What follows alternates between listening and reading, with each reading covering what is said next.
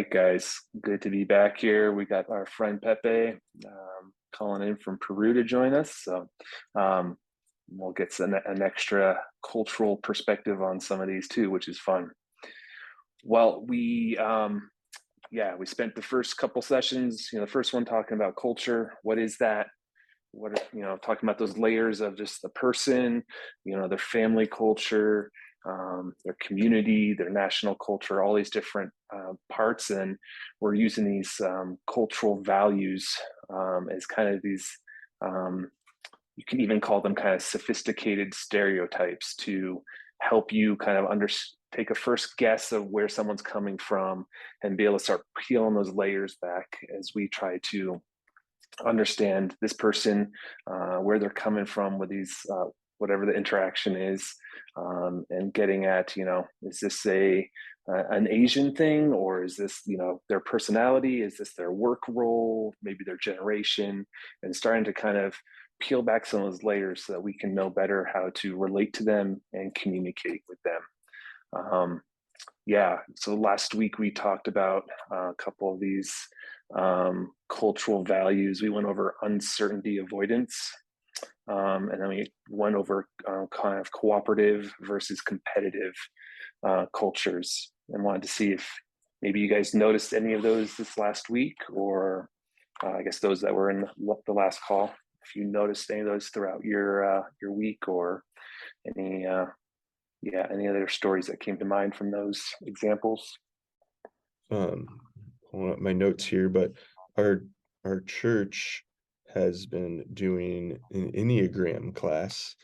We don't need to get into Enneagram, but there's in the Enneagram, it's kind of a personality thing a little bit, and they have subtypes, and there was a subtype that reminded me a lot of the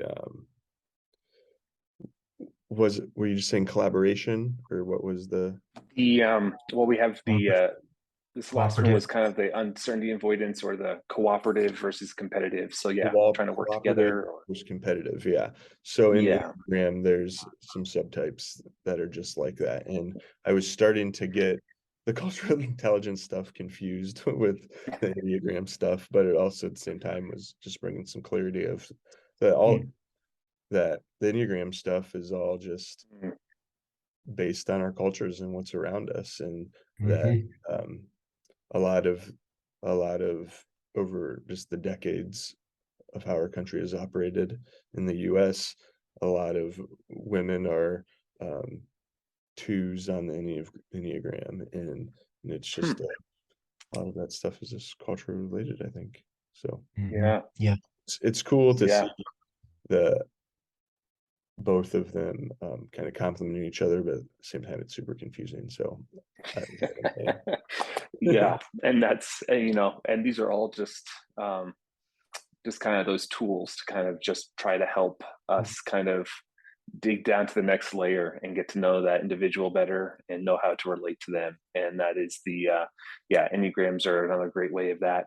And you can go down a deep rabbit hole on that one, but it is fun to be able to kind of name some of these things. I was going over a couple of these cultural values just a couple of days ago with Joseph, one of our new ministry members, and he it's like, oh man, like I've experienced these things, but I've never known how to kind of like verbalize it or like name it. And so one Christian counselor I know was really big on being able to name things and how important that is to for just our being able to walk through life even. So, but I'm going off track. So that's a great example though of just some of these. We'll dive in here to the next cultural value. And this is the cultural value addressing kind of time orientation. And this one's kind of hard because there's like 2 or 3 different subdivisions of this, but we're just going to touch on 2 of them just real briefly. I'm sure we've all been in different situations where yeah, someone has a very different perspective of what on time means. So we can have that, that clock orientation. Are we focused on 10 o'clock means you're there at 9:55, or are we kind of more event focused? And that's kind of that scale that we do with these cultural values. And so the punctuality versus relationship is another way of naming it. And this one's really important, especially working with, when you're dealing with more agrarian, agricultural areas, however you say that, they tend to be much more focused on Mm. events. Where we lived in China, it was everyone was farmers there. And so like every holiday was about like when this crop was finished, and they're linked up with the lunar calendars. And it was fascinating to watch because when that Chinese New Year came, like within days, the weather would change into spring weather. It was really bizarre. But like they based how they planted things off of that. And so that's more event time. So when someone says, hey, we're going to show up and have a party, you know, people just show up when they show up. It's not like, okay, the party's at 6. Like, even if you say it's Mm. at 6, no one's going to show up at 6. Mm. And so learning how to be aware of what your own cultural, what your culture values on that versus what culture you're in and the people that you're working with. So yeah, real quick, where would you guys say the church you're in now, the community you're in now, where would they fall on that scale? Here in Peru, Well, definitely. I Yeah, would like say one of the things that in the ministry that I was just spending time with and presenting to, they don't have punctuality as part of their culture, I think, at all. Mm, It's more relationship. It's, you know, session's going to start at 9, but 9:08 is just as good, or 9:12 is great because we were having conversation. Um, so I think those ministries that I seem to work with right now are more on the relationship side versus the punctuality side. I have to deal with that because I'm more of a punctuality kind of person. And so I have to mhm, be okay with, um, not have to be okay with, I just have learned to, um, you know, be okay with the fact that it may not be 9 o'clock because I'm there at 8:55. And so, but yeah. the church I'm a part of, I think more is understands the relationship side of it, but probably has more of a punctuality feel to the church itself. So I don't know what that means. Mhm. Yeah. Yeah, our Pepe, church. you were starting to say something? Yeah, you go, Pepe. no, no, Okay. go ahead, sorry. You go ahead, sorry. And I Okay. can Our church is, yeah, it feels unique for an American church. It's very much more event oriented.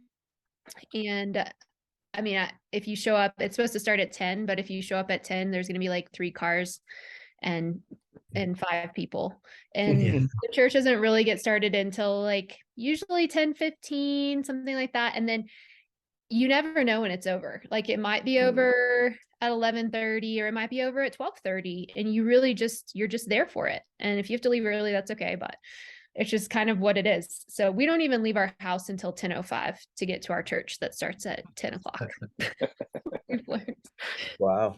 That works for me because I'm very fluid with time. I'm a time yeah. optimist, as my husband calls me, and I always think I can get more things done in a certain amount of time than I really can. So, Time optimist. I like that. it's nice, isn't it? Uh, Yeah. we need to trademark that one. I'm writing that down. Time Yeah, Yeah. use it with your friends who are also time optimists. They'll appreciate it. Yes.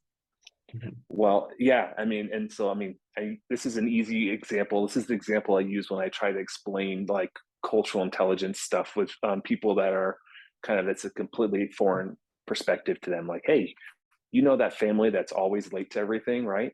Mhm. But they are super invested in the people that they are talking to. They're 110% there, versus the guy who's watching his watch, and trying to get out of there, as soon as possible, kind of thing. And so this is a great example to be able to share and then pull out like how cultures and especially international cultures make a big difference impact on this. Mhm. So Yeah, I'd love to hear. Um, I'd love to hear Pepe's perspective being Peruvian. yes, thank you. Sorry. Oh, no, not at all.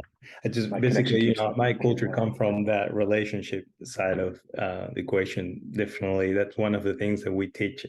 American missionaries. It's this idea of Peruvian time, right? Which is Mm, it's just never, the actual time that you will, you will, you will think, it's things, like just like you, Sarah, the church service might start some point, but probably a little later, and you don't know when the service will finish too. And that varies, to different ranges and churches, but generally speaking, yeah. And that we have experienced so many times, having partners in the US that come and have everything scheduled by the minute. And so kind of part of our role is to help them understand that time is it's relative here in Peru. So yeah.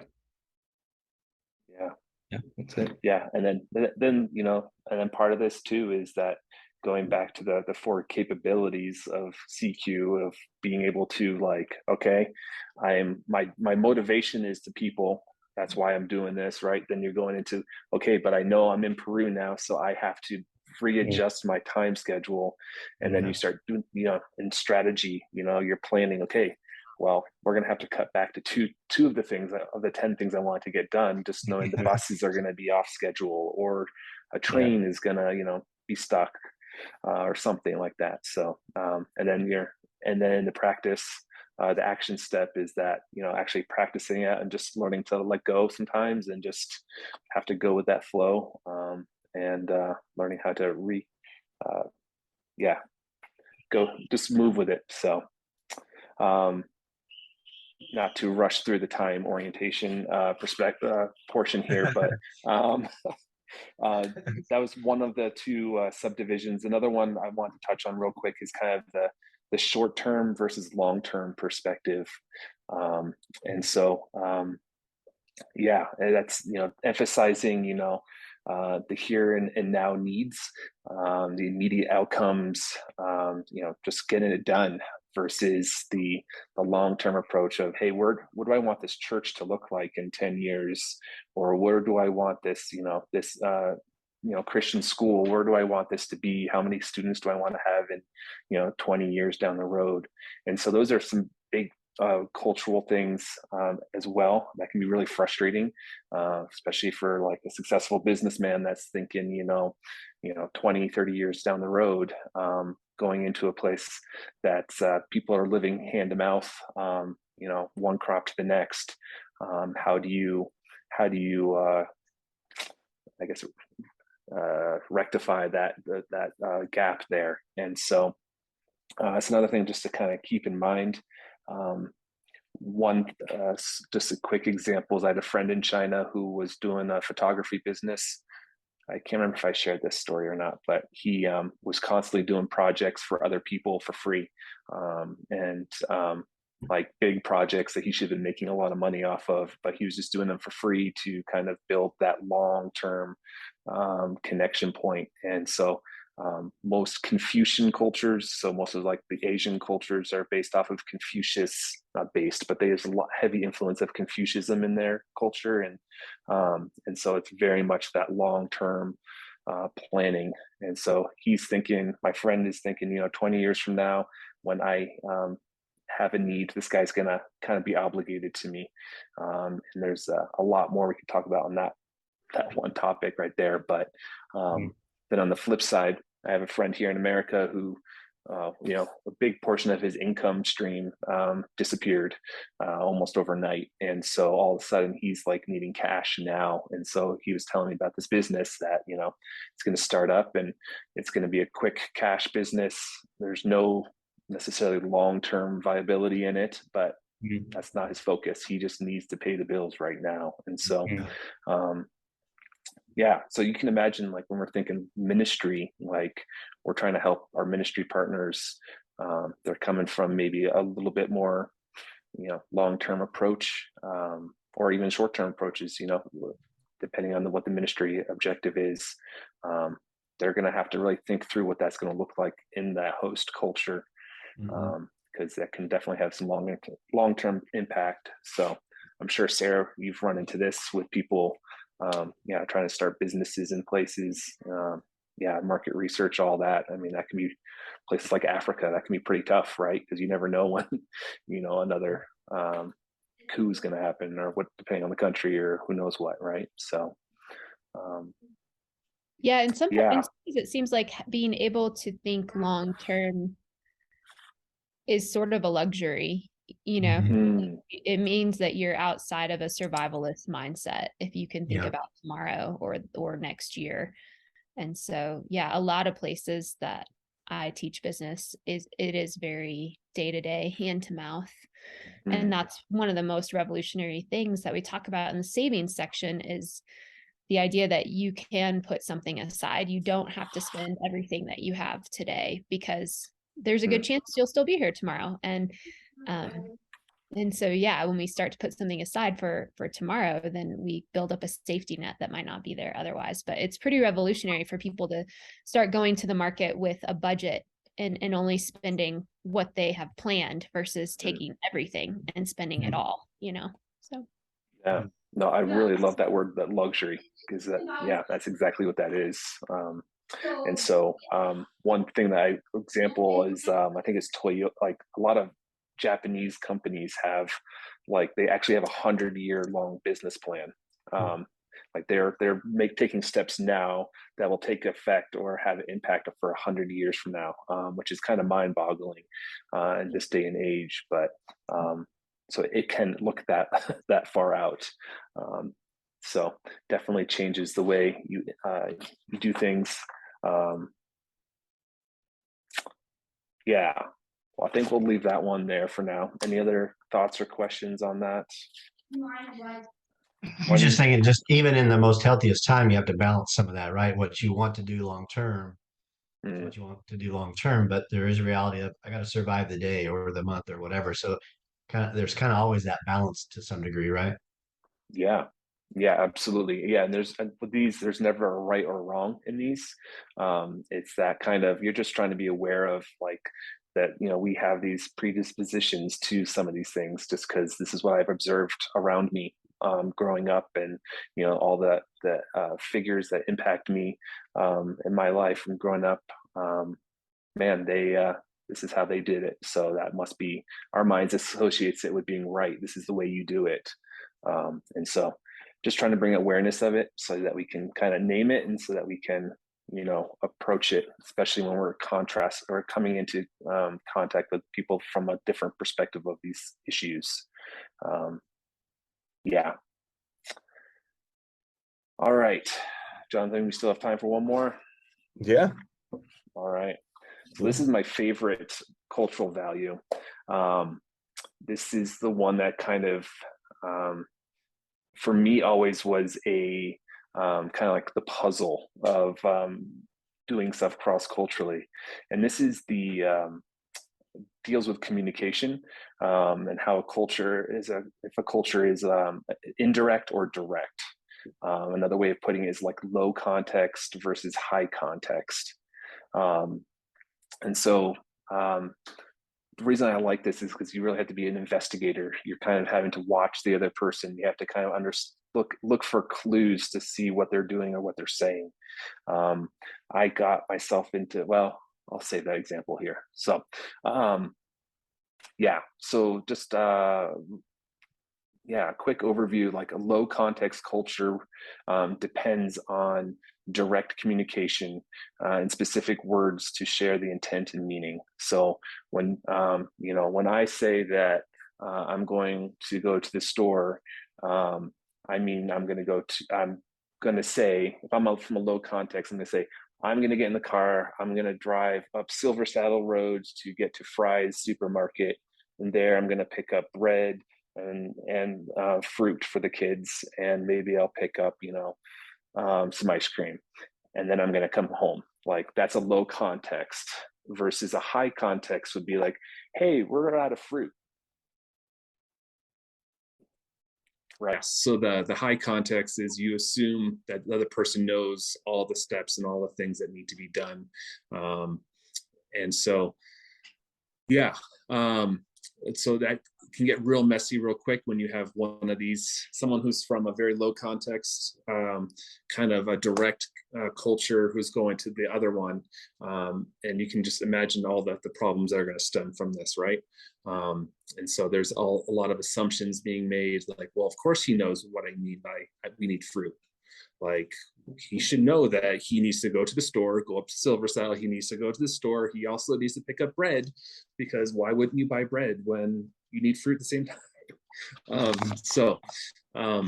Yeah. So when we started looking into ministry contexts, or just communication in general, you're going to run into some issues. So I'll step back here. Have you guys experienced these? Have you run into any of these kind of scenarios where you assumed something or someone else assumed something of you and it kind of blew up in your face? Or it could be mild and you just end up laughing over it? I'm not sure if this is the exact reasoning why this happened, but I just know that when I first started working in Uganda, I stumbled all over this one. I'm I would say I'm pretty low context. Like, I'm a pretty direct person. I was told the other day that I helped to break through ambiguity. Anyway, I think he was being very kind and saying that I am blunt. Anyway, I was in Uganda and I was starting a jewelry project, working with women in the rural area. And we taught them, we brought trainers, we brought tools, we brought an investment of materials. When we left, they knew how to make the jewelry and they had orders, and we were going to buy it from them when it was done. Well, 7 months went by and I got no jewelry. And I'm like, why? Why do I not have jewelry? And no one's telling me why we don't have jewelry. And I just kept wondering. And then eventually I went back and found out that the reason that no one had made jewelry was because the women didn't want the job of cutting the bamboo with hand tools. That they saw that as being a male role, but no one communicated that ever. And so just every time that I was there, I felt like I was a detective trying to figure out why something was happening and why another thing wasn't happening, and it just felt like there's something broken on my end because I didn't know the right way to communicate or to be able to understand. Yeah. So this is a super difficult one because there's so many assumptions and then non-verbalized assumptions, and then you have no idea what's made it through and what's not. And so this is where you've really, to be successful in navigating this value, you really have to be a learner, have a learner's attitude and perspective. And this is super hard, especially when we're kind of coming in as the experts into a new culture. I'm here to teach you my way of doing things, or I'm here to, help you succeed in this one area. And it's really hard because you need to understand that context, that culture, to be able to then do that thing that you're there to.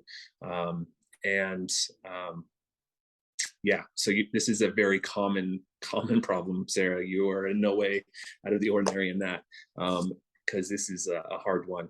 It's fun when you're doing language learning, and because then if you're kind of there to learn language and culture, this can be a fun one too. I guess that's why it's my favorite, because I was doing a lot of that language learning in China, but because then you can ask questions and be able to learn, and that's where the low context individual really needs to be able to slow things down and be able to take time to ask questions and ask for people to explain back to you, what is it that you hear? What is it that you see this? How do you see this working? It has to be a much slower pace approach to that. But that can get real messy real quick. So, and unfortunately, this is not just an international type of situation. This is a generational one as well. Some of the issues I've had with an organization in the past was not this one. I'm good with perception funding, people, but that there was I'm I'm pretty yeah, low context as well. If someone says something, I'm going to take it as that. But these individuals were coming from the assumption that, hey, we're both Americans, we're both coming from a church background, we're both have the perspective of the drive, the motivation for being there. But this one value was completely opposite, where I want to hear words and they're saying, okay, and okay. And like, but then there's like tons of meaning behind that. And so that I didn't know. And so then they were upset with me because I didn't fulfill or act out on those things. And so that they assumed that I would have, of course, I should have known that X, Y, or Z. So anyway, yeah, I think I'm going to stop on this one there, but I did want to ask if any of you guys have any, can you think of any biblical examples of this value? Is this something that, yeah, you've seen in any Bible stories, or if not that, or maybe a personal example?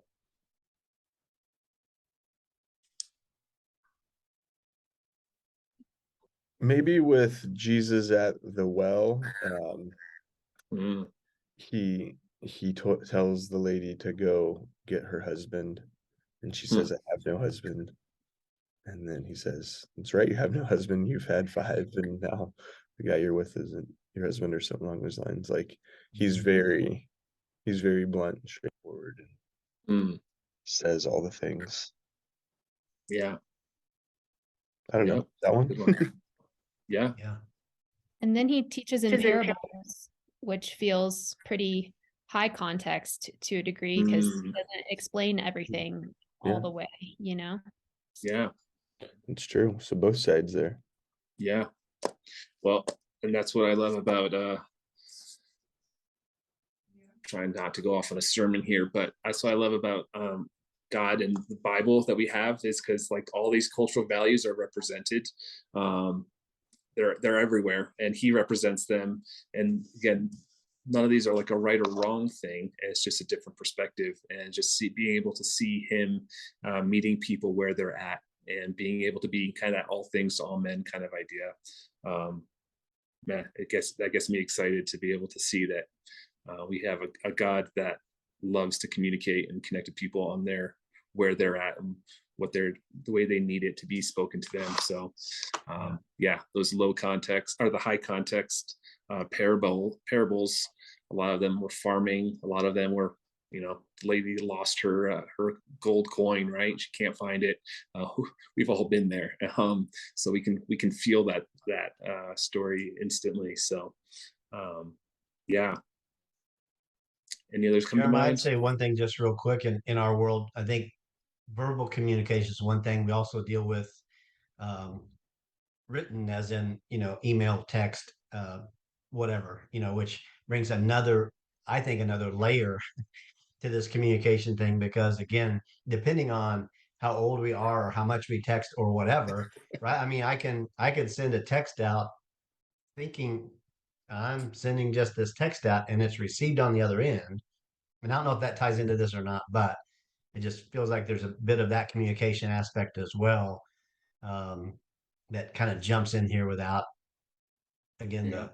the assumption or the 30,000-foot view versus a 10-foot view, kind of thing. But Yeah.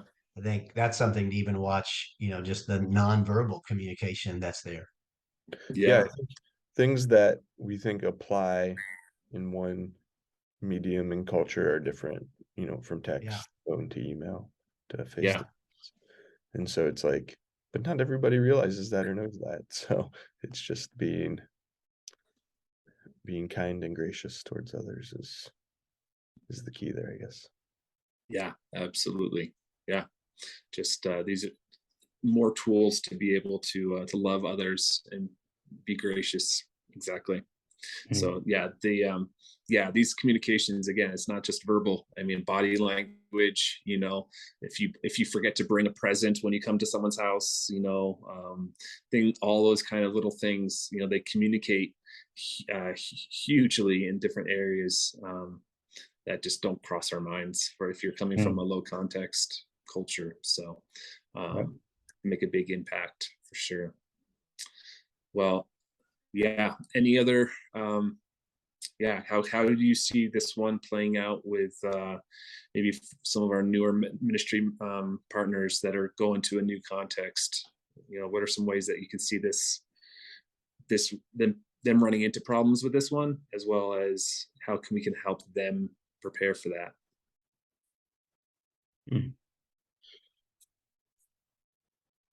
I think this just shows this being, I think, as you said, is your favorite one because you saw it in action, needing to know about it, but also Sarah, and it seems like Sarah feels the same way, and I do too.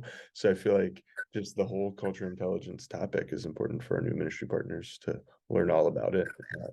But this one in particular really shows that, I think.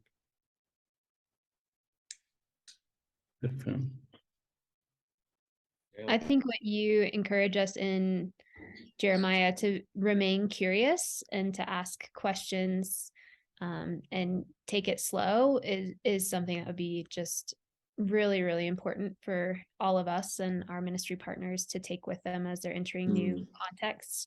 And I love how you say it's not about one being right or wrong. It's just understanding the ways, as we're introspective, that we've been raised, and kind of recognizing that we think some things should go this way because that's what we've known, but it doesn't necessarily mean that that's the way that it should go. And so to remain open-minded as we encounter new ways of being and doing, I think is so important. So yeah, absolutely.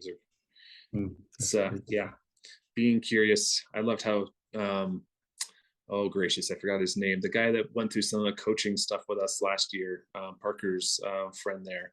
But he had us do the exercise of going through and like looking at the questions that Jesus asked people, and opening up that dialogue versus as Americans, we love to just communicate information and give you all the information, but Jesus took time to like, hey, let's talk through this. Let's ask these questions. I'm going to ask you the question. But he asked that Samaritan woman, right? He asked her the question.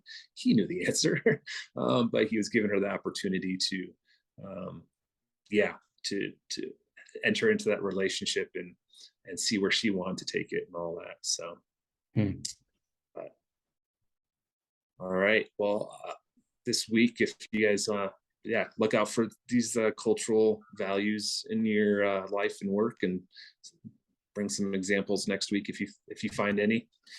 And then next week we will go through the being versus doing cultural values, as well as universalism versus particularism. So I will do some practicing of saying that the right way next time. All right. Thanks, Jeremiah. Thanks for joining us, Thanks, Pepe. guys.